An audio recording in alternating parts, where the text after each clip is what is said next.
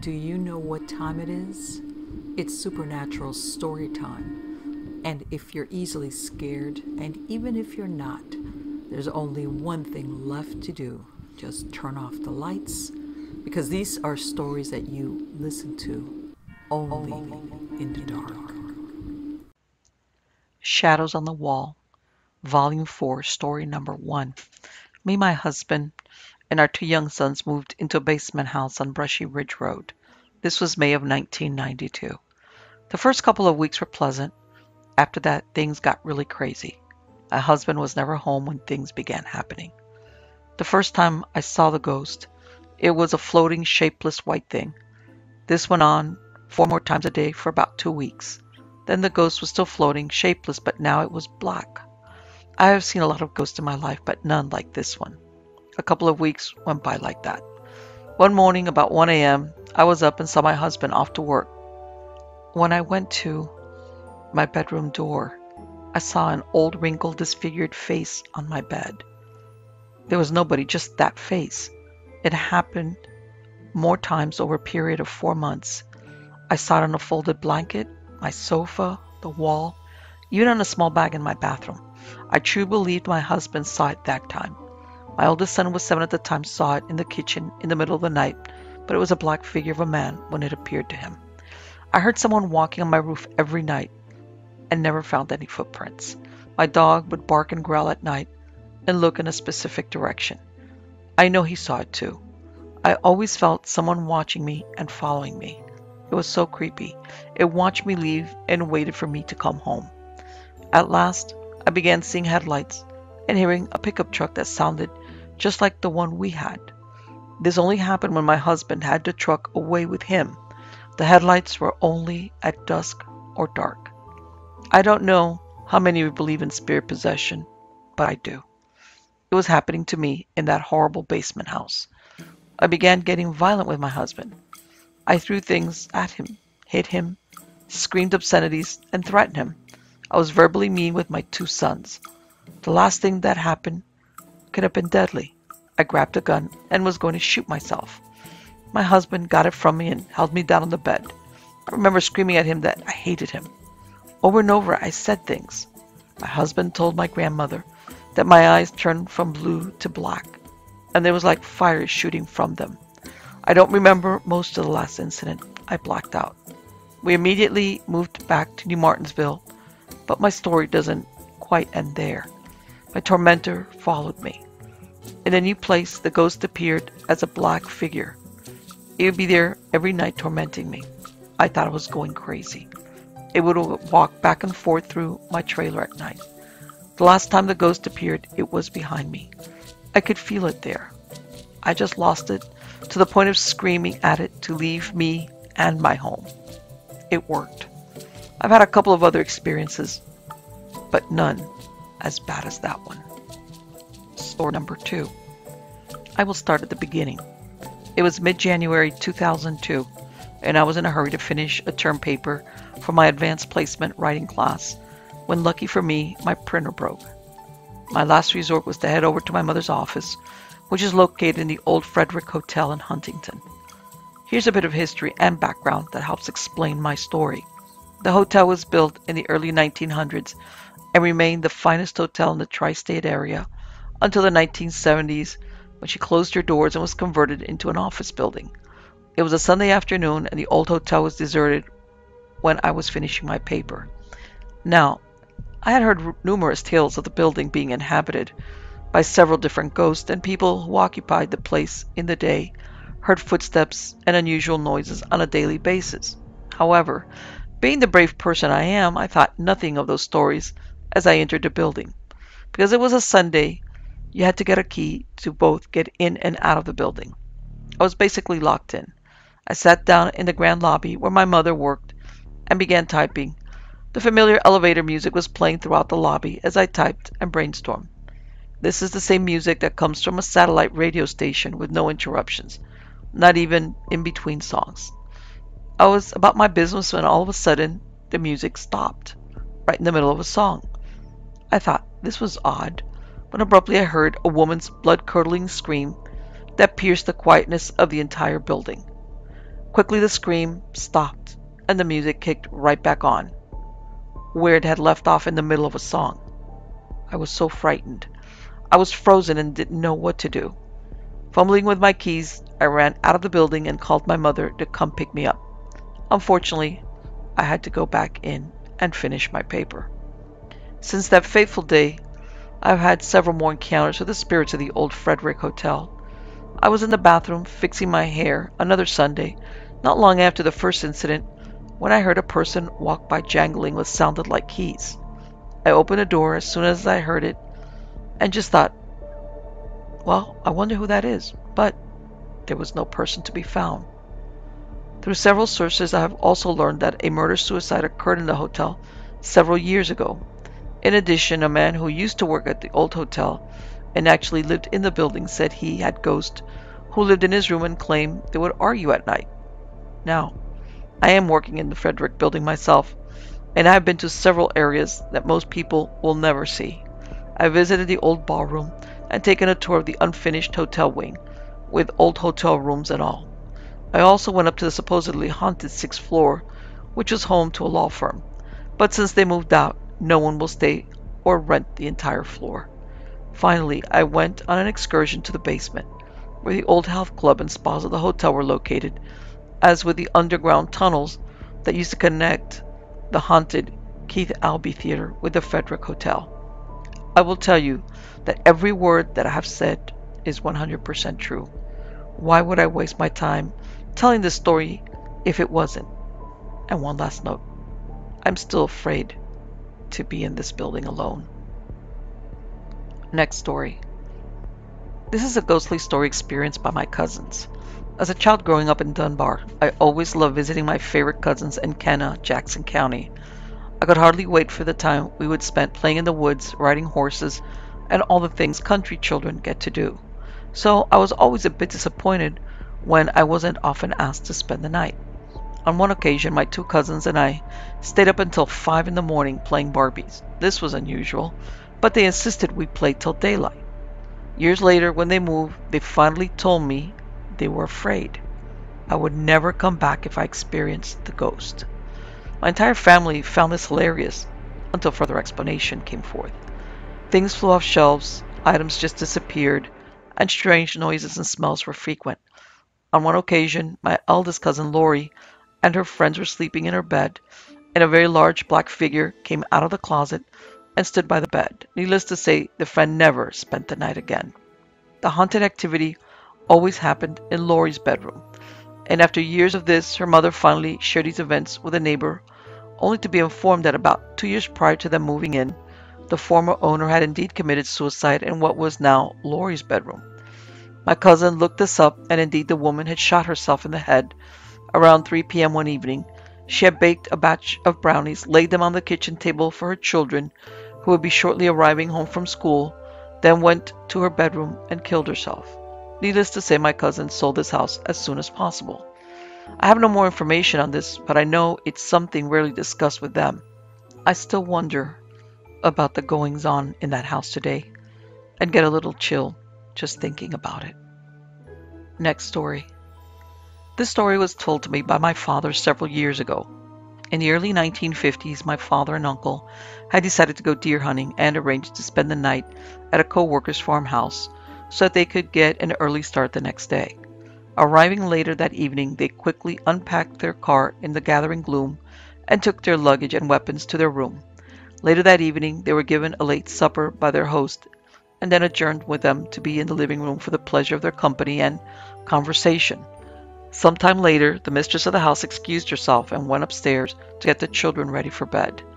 A noisy argument broke out somewhere upstairs, and my uncle turned to the farmer and asked him how many children did he have. The farmer replied that he had 4 children. The next morning, my father and uncle got dressed before dawn and came down to the kitchen for breakfast. The children were still asleep, but the farmer and his wife had gotten up to prepare breakfast for the hunters and see them off. After breakfast, my father was sitting in a chair beside the fireplace putting his boots on, and my uncle was standing behind him near the stairs. A little girl, perhaps 5 years of age, came down the steps and walked over to warm herself by the fire alongside my father. She was dressed in a long gray flannel nightgown, and her long blonde hair were in braids. My uncle observed her for several minutes as she stood by silently watching my father put on his boots. She then walked across the room and headed into the kitchen. My father finished with his boots, stood up, and began to load the car. My uncle went to help him. After the car was loaded, my father and uncle went back into the house to thank the farmer and his family for their hospitality. By this time the house was awake and the children had come down for breakfast and were seated at the kitchen table. My uncle and father walked into the kitchen to talk with the farmer, and as they were leaving, my uncle noticed that the little girl was not seated at the table. He turned to the farmer and asked him where his daughter was. The farmer looked very puzzled at this statement and quickly said that he didn't have any daughters, only 4 sons. My uncle jokingly turned to my father and asked him to describe the girl that had stood beside him at the fireplace. My father told me that he looked my uncle straight in the eye and told him that he didn't have any idea what he was talking about. Neither he nor my father or anyone else in the house had seen the girl, and to their knowledge the sighting was a one-time event in the household. To this day my uncle swears he watched the ghost watch my father put on his boots. My father swears my uncle was half asleep and dreamt the whole thing. Next story. I was 7 years old and living in Mingo County, West Virginia, in a small community called Chattaroy. My father, uncle, and my 4 brothers were on our front porch at dusk and beginning of dark. We were laughing, talking, and swinging when we heard a noise coming from the creek in front of our house. We lived in an old mining camp area, and the road in front of our house was an old railroad track. The track had long since gone, but the bridge was still there and being used for automobile traffic. The bridge was directly in front of our house. The noise sounded like someone walking in the creek with boots on or with a high step. This was not uncommon in our area, as the kids often walked the creek to catch minnows to go fishing. Therefore, at first we didn't pay much attention. However, as time passed, the sound became louder, so we all turned to see who was walking in the creek at this time of day. We could hear the sound, and it was almost upon us. As the sound got louder, we saw a figure walking in the creek, but at first we couldn't see who it was. Then the person was clear. We could see that the person was wearing a suit and a white shirt with a high collar. The problem was he had no head. At first my dad thought it was a joke, so he shot at the figure and we all started walking towards the creek. Actually, we ran toward the creek. My brothers, who were all older than me, wanted to get to the guy to see what he was doing. When we got to the creek, the guy was passing by in front of us, and we could see clearly that he was about 6 foot tall and no head. We looked at each other and just stared at the guy. My dad was silent, and my uncle ran to the bridge to see what the guy looked like when he came out from under the bridge. We all ran to the bridge to look down on the guy. We waited and waited, but he didn't come out from under the bridge. One of my brothers ran back to see if he had stopped underneath, but there was no one there. While my uncle and dad stayed on one side of the bridge, we all went to go through to make sure the guy wasn't hiding. He wasn't. We were all shaken and somewhat scared. My dad had to keep telling me it was okay and he could explain what happened. He told my brothers and me that when the train still ran up the hollow, a guy was going to his wedding and was walking down the track when he fell and his head was taken off by a train. This accident had occurred on the bridge in front of my house. They had said that if the guy had walked down the creek, he would have still been alive. From that point on, we never looked when we heard noises coming from the creek. In fact, we all went inside and made a point of not looking. To this day, the bridge is believed to be haunted and the guy is still walking under the bridge. Next story. It was not a day for paranormal occurrences. The summer day was so bright and beautiful that I felt the need to spend most of it outside in the swimming pool. Being 16 and having the summer all for myself was wonderful, especially when I was home alone.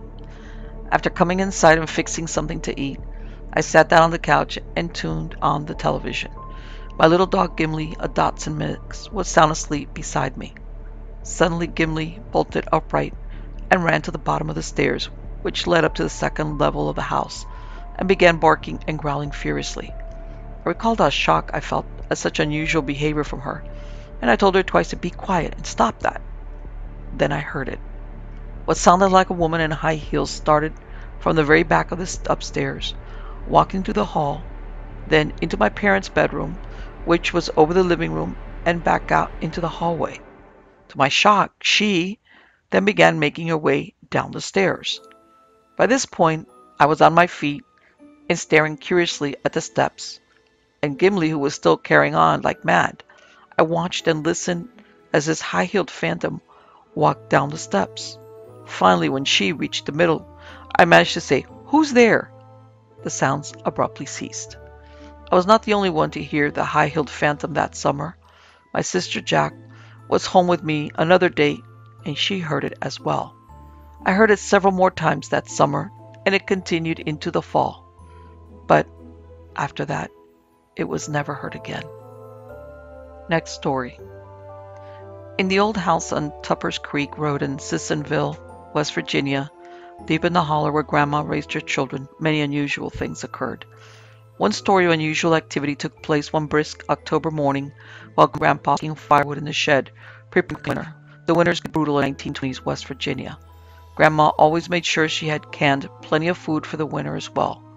Grandpa was nearly done stacking the wood when suddenly they heard a loud disturbance in the house, rustling and what sounded like a mad dog growling and snarling and knocking over furniture. The noise was so loud it could be heard clearly in the woodshed some 20 yards from the house. Fearing for the safety of my infant father who was sleeping in his crib, my grandpa grabbed a pitchfork and started running towards the house. The noise seemed to get louder and the commotion more intense the closer Grandpa got to the house. Not knowing what to expect, Grandpa finally reached the back porch and dashed up the steps and pushed open the door with the extended pitchfork, only to find complete silence. Grandma soon reached the house as well and quickly went to the bedroom to find the baby sleeping peacefully in his crib, having never even awakened by the commotion.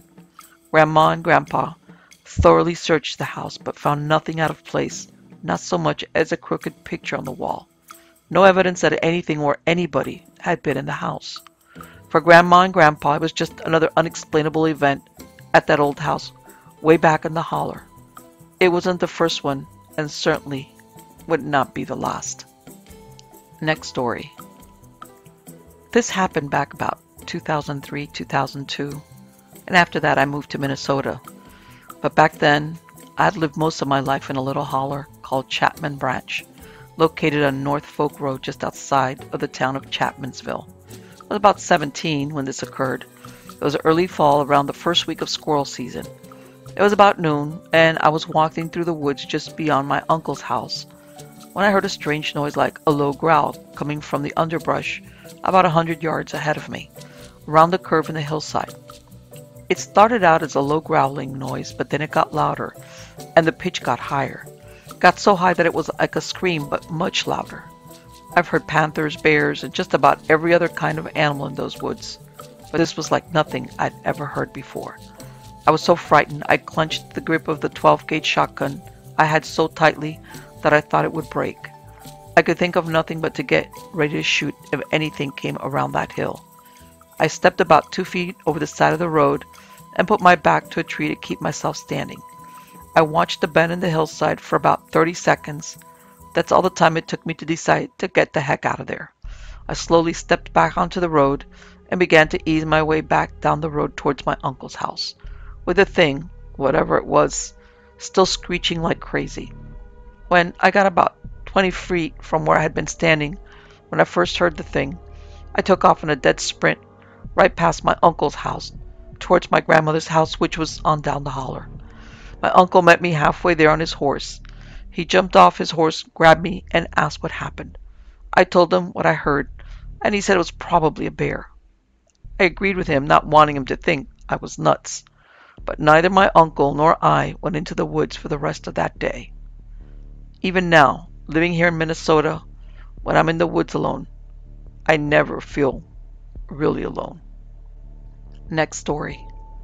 In the 1950s, I often went to my relatives in Wirt County to visit on the weekends. The procedure was to drop them a postcard early in the week saying I would take the Greyhound bus to the stop where they would pick me up. I did exactly that 1 week or so before Thanksgiving in the early 50s. When the bus dropped me off, it was almost dark and there were no familiar faces waiting for me.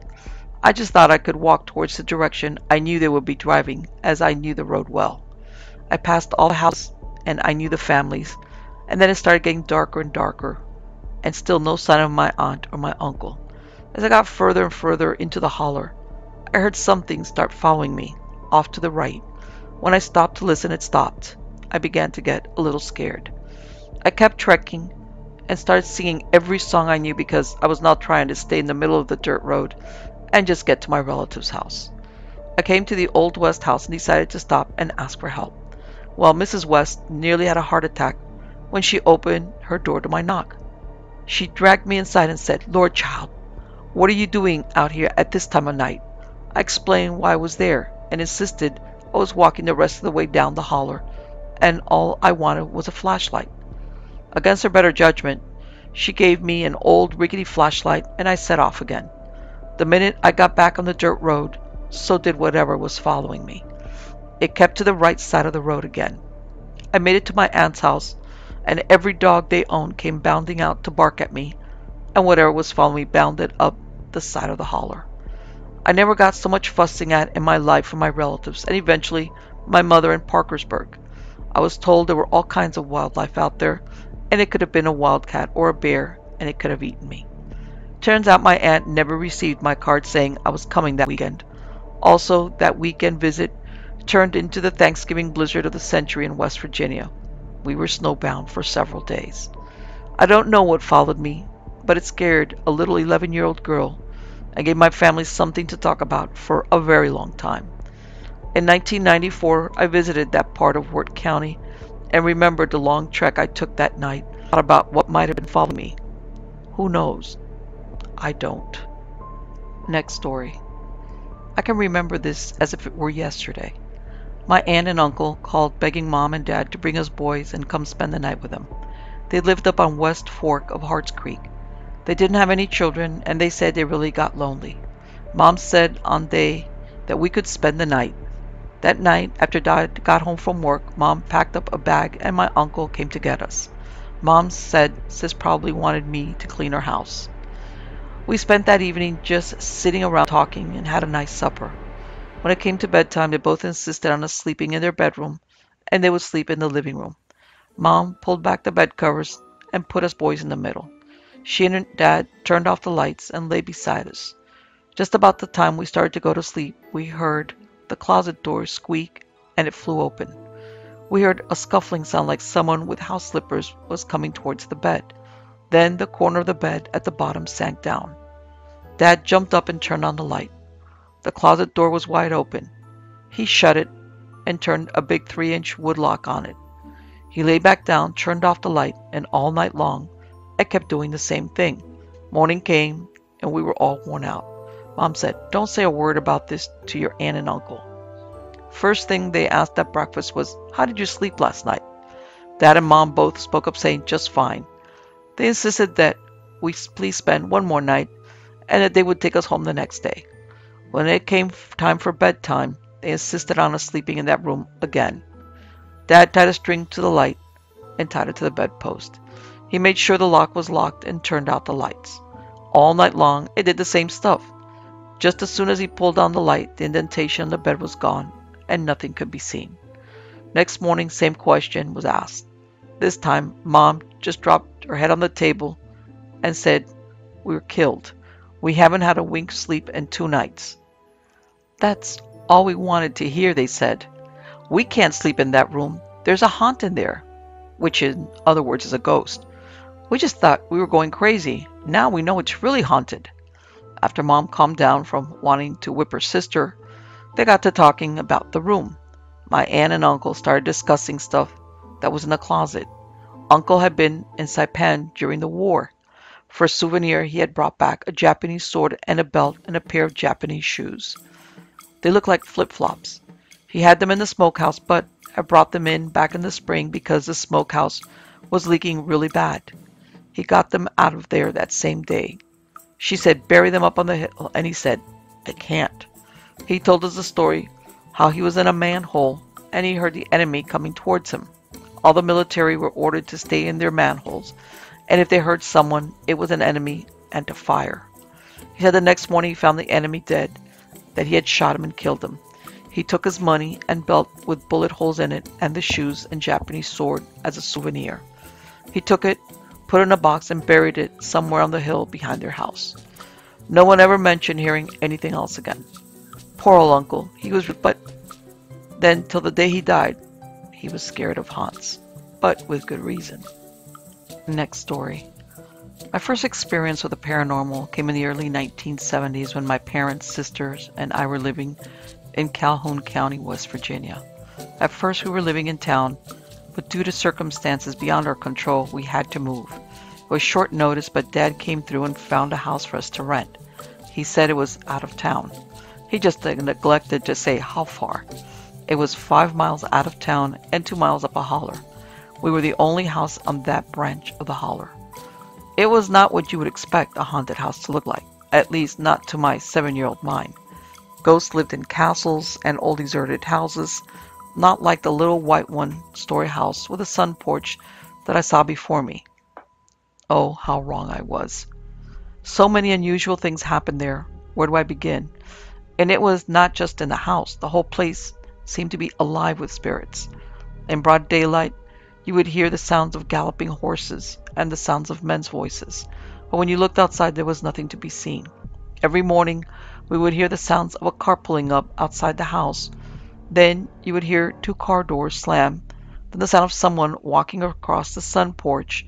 But just as the footsteps reached the front door, nothing. It was just gone. My older sister and I shared a bedroom at the time, and the room we slept in apparently was already taken when we moved in. At night, someone, or something, walked up and down between our beds. The room was constantly cold, and you always had that feeling that someone was looking at you.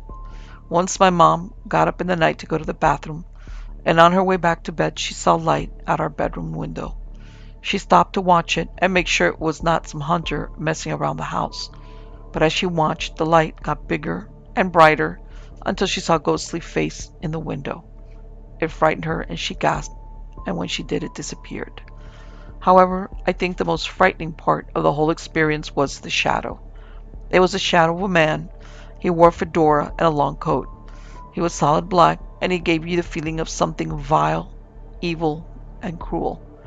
My experience with the shadow came just a few days before we moved from there. My sister and I stayed up late to watch a movie, and I had to go to the bathroom before going to sleep. I opened the door to the bedroom and started across the living room when I saw him. He looked right at me. I saw his head turn towards me, and I swear he looked at me. I have never been so scared in all my life. I do not think I even breathed while we stood there looking at each other. Then I just ran. After my sister calmed me down, she went out and looked, but he was gone. As I said, a few days later we moved, and I was never so happy to move. Over the next few months, several families lived in the little white house at the end of the holler, but they never stayed long.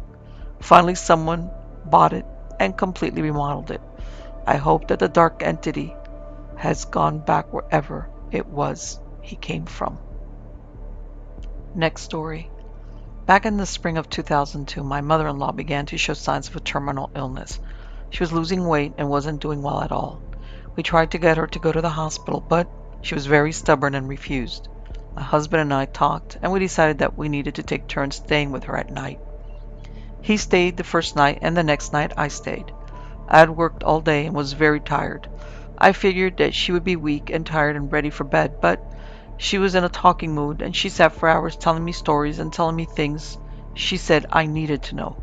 She told me that my sister-in-law was dangerous and that she had it in for me and her. She said, "I've never told anyone this before." It was like she needed to warn me of things. She said, "After I'm gone, she will never let you have any peace if you don't set her straight." I just sat there because I had never known she didn't like us. Finally, she said, "You need your rest," and we were off to bed. She wanted me to sleep with her, but I told her that I would sleep in the guest room, but would keep an eye on her, and she laughed. I went right off to sleep. I began to dream this wild nightmare. I dreamed that my poor sick mother-in-law had lost her mind and was chasing me with a gun through the house, out the door, and I was half in my car trying to get the keys in the ignition and pulling out with her right hand. She began chasing the car. I woke up with my heart in my mouth. I couldn't go back to sleep. A few days later, she finally got so weak she couldn't walk. Finally, we got her to the hospital. They told us she had liver cancer and was dying. She never left the hospital. A few days later, she went completely off. She had the strength of a man. She pulled her restraints loose and downed two nurses. It was the toxins from her liver, and she never did come back to us. After her funeral, a few days passed. We had moved out and was going through her belongings at the house. We went to change her bed, and we found a gun and a knife under her pillow. I thought that was the end of my dream. What if she had gotten up and went out of her mind and killed me? After the funeral, we had a big family argument, just as she had predicted. Until this day, we had not made up with my husband's brother and sister-in-law. We don't even know why she was mad at us. A few days later, I was in our house alone with work, packing her things and trying to organize stuff. A sudden feeling came over me. It was the weirdest feeling. It felt like a hot flash and an icy cold feeling. My hair rose on my head and arms. I could hear something saying to me, "Lock the door now." It said "now" really loud.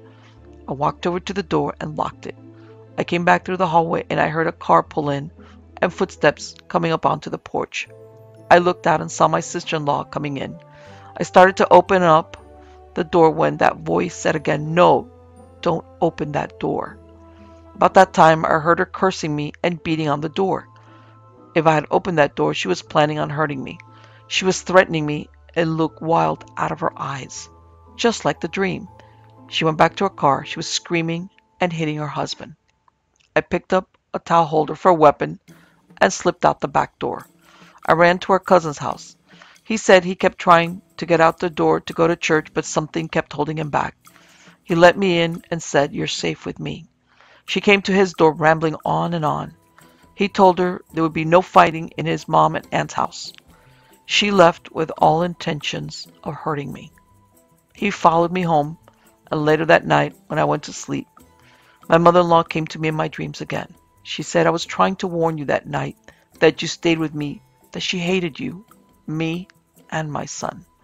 I was afraid of her, that's why I kept that gun under my pillow. I wasn't going to hurt you. She said, 'Don't worry, she will never lay a hand on you.' It's been 3 years, and I have not laid eyes on her. If she ever does run into me, I trust that I have a guardian angel, my mother-in-law, ready to lay her out. I think that dreams don't all have meanings, but if you dream in color and the dream is vivid, that it's a warning from someone which is out of our control. So please take heed to when you have dreams like that."